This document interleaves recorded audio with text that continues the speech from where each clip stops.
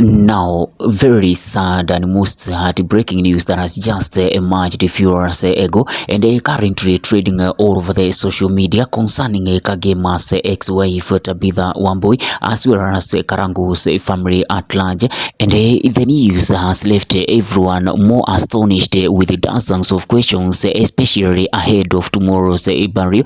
And as we all know that since Kagema's mysterious death that occurred on Monday, a lot of negative news has been circulating and published all over the social media concerning Karangu's family, and it seems like this war is not even going to end at any time soon after what Kagema's ex-wife has revealed and confirmed live in the public without any fear ahead of Kagema's burial that will be held tomorrow on Tuesday.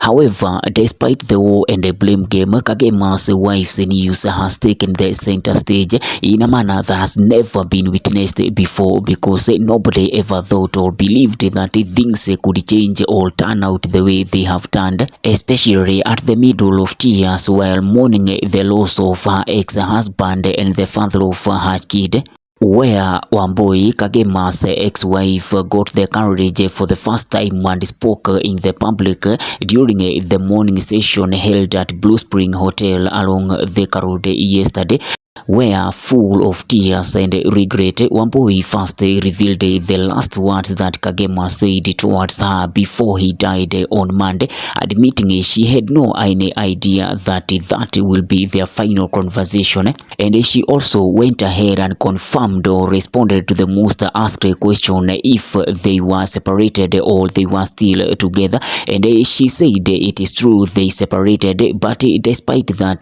Wambui went ahead and referred Kagema as her babe and the father of her child, despite the two having separated before his death, where she revealed that in Kikuyu, and I quote, "In our last conversation with Kagema, he told me that he wanted me to be speaking to Karangu because I feel like this illness is getting the better of me. He did not tell me that he was leaving."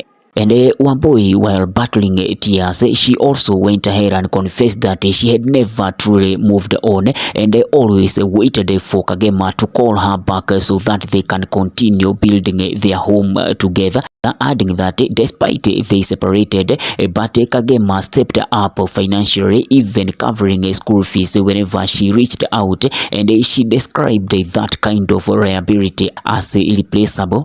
And after her personal tribute, Wambui went ahead and changed the tone and declared enough is enough, and she does not want any more advice or opinions from the members of public, especially those who have been calling her all throughout, advising and telling her on what to do henceforth after Kagema's burial, as well as about her relationship with Kagema's family, particularly his brother Karangu Wamuraya. And instead, Wambui went ahead and poured praises and credited Karangu for showing up for her consistently throughout the mourning period, contrary to what others had told her about Karangu, where she said that with a lot of tears, and I quote, "Karangu, Kagema's brother, has proven me wrong, as he has been the one supporting me despite all that I have been told about him."